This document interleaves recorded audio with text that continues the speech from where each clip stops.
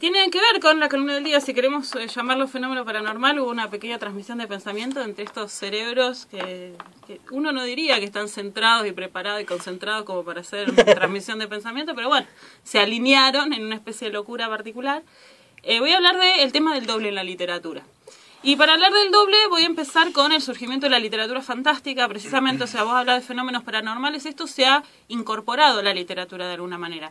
Y tiene que ver con los fantasmas internos de las personas, fenómenos psíquicos y sobre todo con el miedo, ¿no? La literatura fantástica está relacionada con la literatura de terror, aunque si bien son dos géneros separados, hay un cruce entre ellos, sobre todo cuando se cruzan con algún fenómeno paranormal. El tema de la literatura fantástica es que hay una realidad cotidiana, normal, muy común y corriente, digamos, en donde irrumpe un hecho que es absolutamente sobrenatural y se crea una ruptura de lo cotidiano para el mundo ficticio dentro del cuento y genera una duda, una confusión, alguna cuestión en el lector. Un buen cuento fantástico, novela fantástica, bien escrito, digamos, esto es mejor más acotado al cuento, ¿no? Bueno, hay grandiosas novelas fantásticas, pero son más breves. Si hablo de lo fantástico en el sentido en que lo voy a utilizar hoy. Después me dirán, hay sagas fantásticas, maravillosas, y eso es otra cosa. Más épicas y más fantasías. Primero vamos a ver que el surgimiento de lo fantástico es en el siglo XIX, ¿sí? Siglo XIX que viene con un paradigma muy realista y muy del surgimiento de la ciencia, como hablaban hoy con Esteban, ¿no? Y el concepto de realidad, hace 200 años y ahora, que es muy distinto. Y en ese paradigma tan positivista y la narración realista que se dio en esa época, que tenía que ver con la descripción detallada de la realidad y en el realismo con la denuncia de las situaciones injustas que trajo la revolución industrial, ¿no es cierto? La industrialización, el surgimiento de las grandes ciudades, la burocracia, las clases sociales, la lucha del proletariado y la burguesía, todo eso se manifestó en la novela realista. Como hablamos muchas veces, un género se agota porque hay una realidad que transmitir, pero también es necesario en algún momento transmitirla de otra manera diferente, porque ya esa misma manera de transmitirla aburre, no causa el mismo impacto, o hay un cambio de época, ¿viste? Es un reloj biológico de la estética, digamos, de los artistas. Empieza a surgir a fines del siglo XIX el tema de lo fantástico. En Inglaterra, sobre todo, surge la cuestión de los relatos de fantasmas, la novela gótica, esa de los castillos atiborrados de cosas y el fantasma. Wilde hizo una... Alan Poe, por ahí. Exacto, totalmente. Alan Poe en Inglaterra, Chile, en Estados Unidos, estos Chile. Se juntaban y deliraban un poquito, ¿no? Que ahí salió Frankenstein, todas estas historias de las cabezas estas, ¿no? Que se juntaban y deliraban bastante, porque para la época eran unos delirantes. ¿O no? Totalmente. Sí. Bueno, lo que hablas de Mary Shelley es absolutamente conectado con el tema de la ciencia, ¿no? Es un alegato a ver de los límites de la ciencia, qué va a poder llegar a ser. Y hay algo fantástico y algo terrorífico en ese cuento, ¿no? Pero es una lectura de la realidad. Bueno, sí, con la ciencia jugamos a ser dioses, a partir de ahora, bueno, ¿qué podría pasar? Esto. Por ejemplo, este monstruito que después va a querer matar a todos. De alguna manera va a ser incontrolable.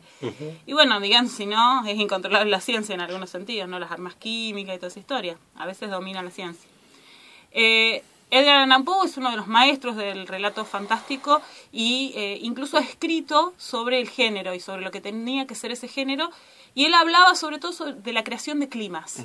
Tengo una pregunta, sí. Levanto la mano como si fuera un alumno. Los relatos, vamos a decir, bueno, que el relato fantástico que nace en el siglo XIX, los relatos anteriores, ya sea religiosos o de mitos, o de ciertas apariciones, ¿no? Que se han dado antes del siglo XIX, por supuesto. No es que en el siglo XIX aparece lo paranormal, ¿no? Sino que antes también. La gente que escribía de eso, ¿era también, se llama, después toma el mote de relato fantástico? No, o... en retrospectiva no. Vos tenés toda la producción de mitos, de mitos fundacionales, por ejemplo, los mitos griegos, los mitos romanos, los escandinavos, de todas las culturas. La épica medieval, que también tiene mucha de mítica, por ejemplo, de todo lo que surge después del Señor de los Anillos, que es del Cantar de los Nibelungos, que también nos sucedían hechos sobrenaturales. Pero ahí está más inscripto en un relato maravilloso, se llama, porque todo el mundo se rige bajo diferentes reglas. Lo fantástico es algo moderno, porque habla de una realidad cotidiana y normal como la que vivimos nosotros o lo que vivían ellos en esa época, y la irrupción en esa realidad de un hecho sobrenatural. Vos si lees un mito, por ejemplo, no sé, mito de creación del mundo, todo el universo es distinto, o es antes de la creación del mundo. O en lo del Rey Arturo también hay un cierto mundo paralelo. No es la definición de fantástico. Eso es, o se escribe dentro de lo insólito, de lo maravilloso. Bueno, Todorova hizo algunas teorías también desde el análisis de todos los cuentos populares. ¿Sí? Tomó todos los cuentos rusos populares, o sea, 275 millones de cuentos, y los tradujo en una serie de secuencias que seguían todos la misma, ¿no? La salida del héroe, la prueba, el fracaso, la aparición de un ayudante mágico. Está todos estos cuentos, los números mágicos, ¿sí? Las cosas suceden 3 veces o 7 veces. Bueno, todas esas cuestiones se escribe dentro de bueno, toda la parte de lo mítico se llama mitos directamente. Ok. Y además el mito está relacionado con las religiones. Con los relatos de origen y de explicación de las cosas a través de cierta visión religiosa. Que ahí también, si lo miramos absolutamente con objetivismo desde afuera, incluimos a todas las religiones, digamos.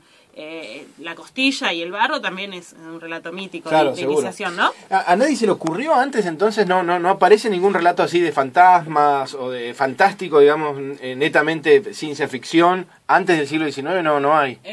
En este sentido, en el que lo escribimos acá, no. Por ahí puede ser que alguien haya contado alguna historia de un fantasma, pero inscrito en todo lo que es lo maravilloso, ¿sí? La aparición de muertos, sí, la resurrección, y ese tipo de cosas escrito en lo que es el relato maravilloso, donde la magia está concebida como parte de la realidad. Claro. Como que es como posible. Que está Merlín, el mago, totalmente, existe, eso está naturalizado. Y en el relato fantástico no está naturalizado, esa es la diferencia. Claro. No está naturalizado. Es paranormal. Exacto, y produce una fuerte controversia en esa realidad. Claro. Y también en el lector, y por eso también se asocia con los miedos, ¿no? Con miedo, claro. Los miedos básicos a los que aluden estas cosas son el miedo a la muerte, obviamente, y sobre todo hay un miedo que yo creo que es peor que el miedo a la muerte, que es el miedo a la pérdida de la integridad psíquica, a la locura. Por eso muchas de estas cosas rozan entre sí, los protagonistas están locos o esto pasó de verdad. Y yo creo que los relatos que manejan esa sutileza, que no se llega a saber si pasó o no pasó, o para alguien pasó y para los otros no, son los más atemorizantes en el sentido de que la persona... hay una película que no es muy buena la película, pero que termina con una posesión de un protagonista que después no puede hablar, una película como de terror, también así de fantasmas, y que es lo que te aterroriza es eso, es que la persona sabe... Que hubo un fantasma, que perdió una batalla contra un fantasma, que le robaron su cuerpo, ¿sí? Sabe que se quedó en el cuerpo de una vieja que usó su cuerpo joven para seguir viviendo, y hacían esto, una pareja que hacía esto, se apropiaba de cuerpos de distintas parejas para seguir adelante, y les hacían un hechizo como que quedaban en el cuerpo cuando ya estaba viejo, de la anterior pareja que habían tomado, y no podían hablar. Entonces... para que no anden cortando. Angustiante. Exacto. Tiene que ver con las angustias, ¿sí? Igual para empezar voy a hablar de una novela corta de Dostoyevsky que no es muy conocida, es una de sus primeras novelas, pero después como descolló con otras cosas, Crimen y Castigo, no sé qué, quedó como ahí un poquito más al margen, pero que si uno la vuelve a tomar, es una novela cortísima, creo que son menos de 100 páginas, es precursora de Kafka, precursora de todo el relato fantástico que viene después y se llama El Doble. En El Doble hay un precursor de Kafka, no en el sentido de lo fantástico, sino en el sentido de cómo la burocracia de una sociedad lleva a un individuo a que cometa determinadas cuestiones, actos, o que sufra determinados fenómenos dentro de sí. Goliaska, que era el protagonista, es un burócrata, un funcionarito zarista. En esta novela se critica mucho la burocracia zarista, ¿no? Y cómo este sistema los llevaba a que por ambición quisieran tener cada vez más y ascender en su puesto como diera lugar. Entonces este hombre quería ascender, ¿sí?, a como diera lugar, y lo que se encuentra es como un mellizo, como un gemelo. Aparece un hombre que es igual. La cuestión con este hombre, que algunos podemos decir, bueno, capaz que es un desdoble de su propia personalidad. Bueno, acá empieza con el tema del doble, empieza a ver, ¿era un doble de verdad? ¿Existía? ¿O era una doble personalidad? Hablamos de este fenómeno de la doble personalidad, o qué sé yo. El doble representa todos los anhelos, todas las frustraciones, toda la parte, los vicios que tenía el personaje principal, pero desatados a causa de que él no sufría los condicionamientos sociales. A él no le importaba, digamos, lo que pensaran los demás. Y en colaboración con el jefe, este hombre le llevan al hundimiento al protagonista, ¿sí? Es una novela, es predecesora de la novela psicológica, ¿sí? Y el tema del doble está muy presente, ¿no? Y el doble, ¿por qué es un gran tema de la literatura y de la literatura fantástica después? Porque hay una cierta fantasía en varios sentidos. Primero, la fantasía de que tenemos por lo menos dos en cada uno. Yo digo por lo menos dos porque son más, pero bueno, uno dice por lo menos dos, ¿no? El público, el privado, sí. Digamos, uno... Yo con el público no tengo nada que ver, diría Borges. En la construcción de la personalidad, bueno, Borges obviamente trabajó mucho el tema de doble. En la construcción de la personalidad salta esto, ¿no? El requerimiento externo y los deseos particulares. Y ahí hay un choque muchas veces. Algunos lo llegan a integrar y otros no. Les pasa lo que le pasó a este señor. Y la otra, esta novela es de 1846, o sea, absolutamente predecesora de un montón de cosas que vienen después. Igual está bastante como invisible.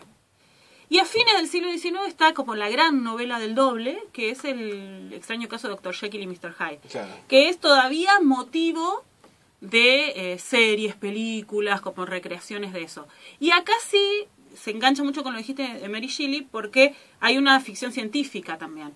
Este es un científico que logra mediante una fórmula tomar esta fórmula y sacar su parte malévola, digamos. Pero esta parte malévola tiene diferentes formas físicas él. Entonces, bajo esa personalidad puede desatar todos sus bajos instintos. Lo que pasa es que esto se sale de control. Es una novela que, por un lado, es un poco moralista. Estamos hablando de la Inglaterra victoriana, ¿no? De que si uno deja todos estos malos instintos salir, después te dominan a la parte buena. Pero también es una crítica a esa sociedad victoriana donde era necesaria la doble vida para poder ejecutar algunos deseos. Claro, por lo menos ejecutar algunos deseos. El libro fue arruinado por las posteriores adaptaciones. ¿En qué sentido? Que el libro son 10 capítulos, 8 capítulos de los cuales uno no tiene ni la menor idea de que son dos personas, que son una sola persona. Uno se entera al final con el testimonio del mejor amigo que dejó una carta antes de morir y una carta de confesión del mismo protagonista. Pero está construido de una manera muy de ocultamiento de información. Lo que pasa es que uno ve cualquier película y al toque se tomó la emoción y ve que se está transformando. Entonces le arruinaron el final, digamos. Pero porque en realidad el tono de la narración va para que uno lo descubra al final. Lo muy gracioso de esta novela es que era mucho más larga, es una novela también cortísima. Era muchísimo más larga, es de Stevenson, el del mismo del hombre de la isla, esta historia. Bueno. Y la leyó la mujer de Stevenson y le dijo, esto es horrible, Luis. Lucho, loco, ponete las pilas. Ponete las pilas.